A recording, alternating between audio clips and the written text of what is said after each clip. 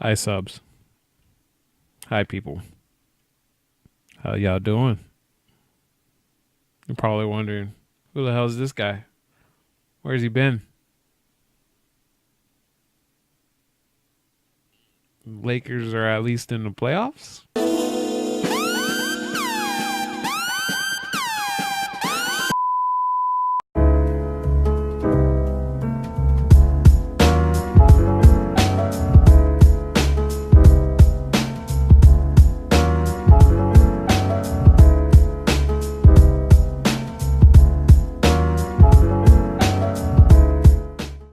What's going on, Laker fans? It's your boy Brandon Warr. Warr's World is back. For the umpteenth time now, I guess. Great news today. Burying the Laker game that's going on right now, Nuggets versus Lakers. We are in the 7th seed. Take a moment and sit back. Think about what has happened over these last 20 games or so, okay? Remember when we started 2-5? And then also remember when we went 9 for 11? Peppermint Farms remembers that too. Our defense has looked better. Took that shoulder from Kuz and gave up an easy one. Look out, Jordan! Our offense is starting to look steady. To work with former great player John Lucas, the job he does, player development for these Rockets. James! Our rotations are starting to look pretty well sound.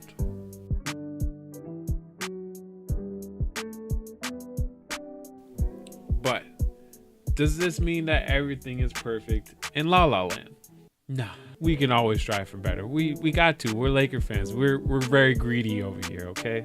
Very greedy. As everybody already knows, we have LeBron James. He is our meal ticket for the next 4 years in order for us to get a championship ring back in Los Angeles.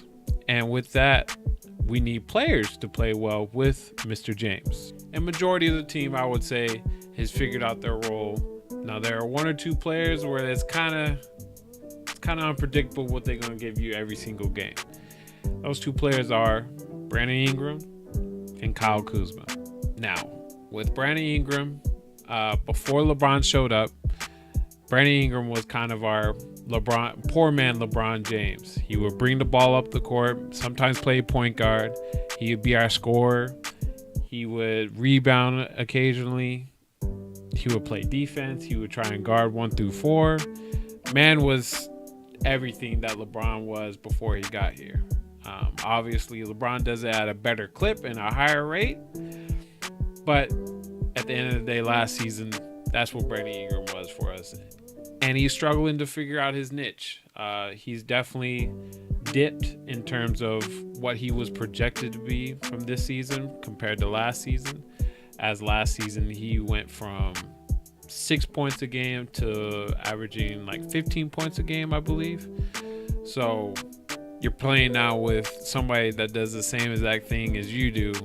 Now you got to bring something else to the table more, and you're not accustomed to that because you were the guy last year, and now you got to adjust. And it's going to take some time, hopefully not too much long, because it is 20 games into the season. Laker fans are pretty much expecting you to be better. With that said, Kyle Kuzma is another one that when Brandon Ingram went away for his 4-game suspension, Kyle Kuzma showed flashes of what he can be right next to LeBron James. With the exclusion of the last Orlando home game, Kyle Kuzma hasn't looked anything like everybody was talking about last year. You know, Kuzmania was the craze last year. And so I don't know if it's directly correlated with BI, but there's games where it's like he's just a body out there and he's just jacking up shots. And then there's times where it's like, oh, thank God Kuzma's on the floor. So it's a tough call on both of those players. But the reason why I mentioned those two, they have also been linked to trade packages and other trade scenarios for other players that could be more valuable to us right now if we wanted to go chase after Golden State, which is ultimately the ultimate goal. And some of those players are Bradley Beal, Chris Middleton, and Anthony Davis. Bradley Beal is a 6'5" guard, 6 years pro, out of Florida. He is averaging 22 points per game off of 46% shooting, 34% from the three-point line, and 76 from the free throw line. He's one of our better scoring guards in our league. Very notable for his three-point shot. He's also very streaky, but has been linked before with LeBron James back when he was in Cleveland.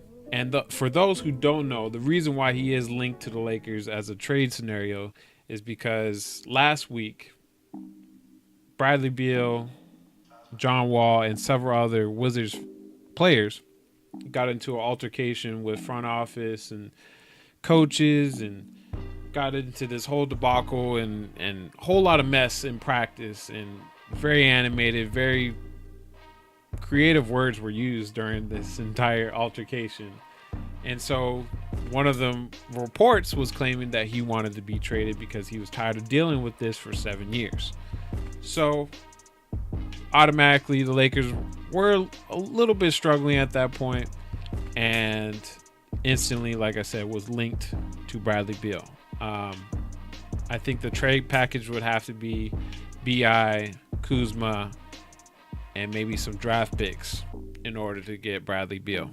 Personally, I'm not a fan of trading BI at all whatsoever, just because of BI's upside is way higher than Bradley Beal is. Obviously, Bradley Beal gives you that scoring punch, but he is not.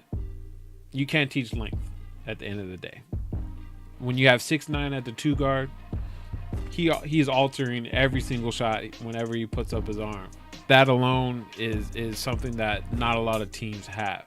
But with that said, I am progressing more to being open to this trade just because BI is not getting it done every day in terms of the offensive side.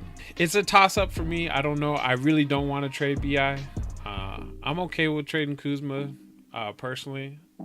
As much as I appreciate Kuzma, if he's not scoring, I don't know what else he's giving you on the floor. I'm not a Kuzma hater. Trust me. I love every single one of my Lakers, but Kuzma is one of those guys where if he's not scoring, throwing 15 points in 2 minutes or 3 minutes, he's not playing shutdown defense. He's not out there getting 20 boards or whatever the case is. So I'm okay with trading.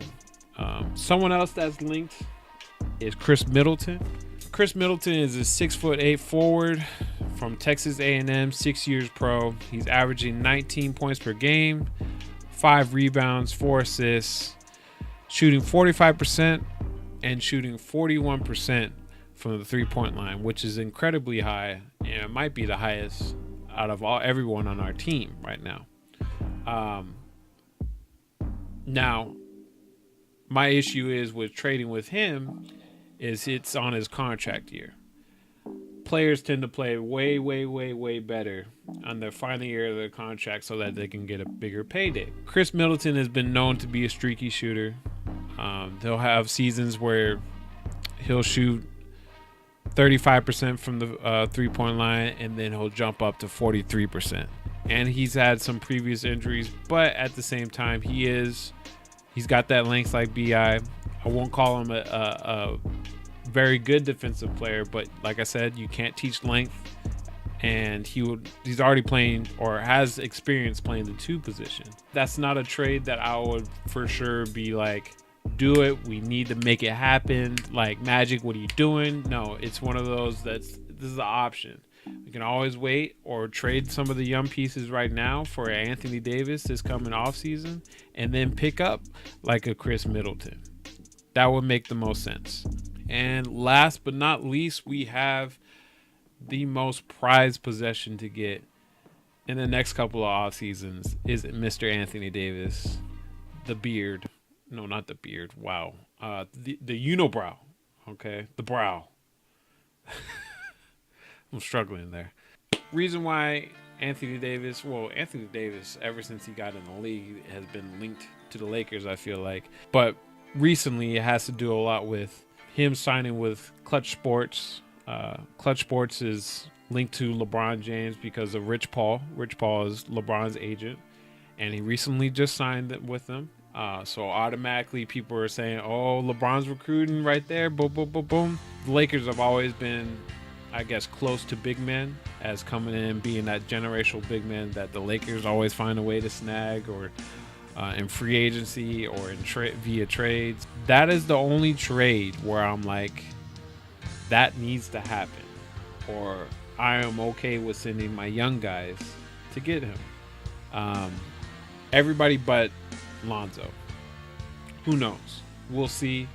I wouldn't like to see most of my young guys traded, but championships are waiting, my man. Hopefully we can get this win tonight against Denver. It's going to be a tough game. We've always played rough at Denver. Like, the air quality is so much better out there than it is in LA, so not that that's an excuse, if anything. Okay, I'm done. The video's over with. But yeah, this is the end of the video. Hopefully you guys enjoyed it. Be sure to leave a comment, start a discussion. I want to hear you guys' thoughts on if the trade scenario should happen, or if there's some other trades that you guys have heard. Let's talk about it. Let's discuss. Make sure you like, share, and subscribe. Till next time, guys. We out. Need to work on my better closing out, because this is what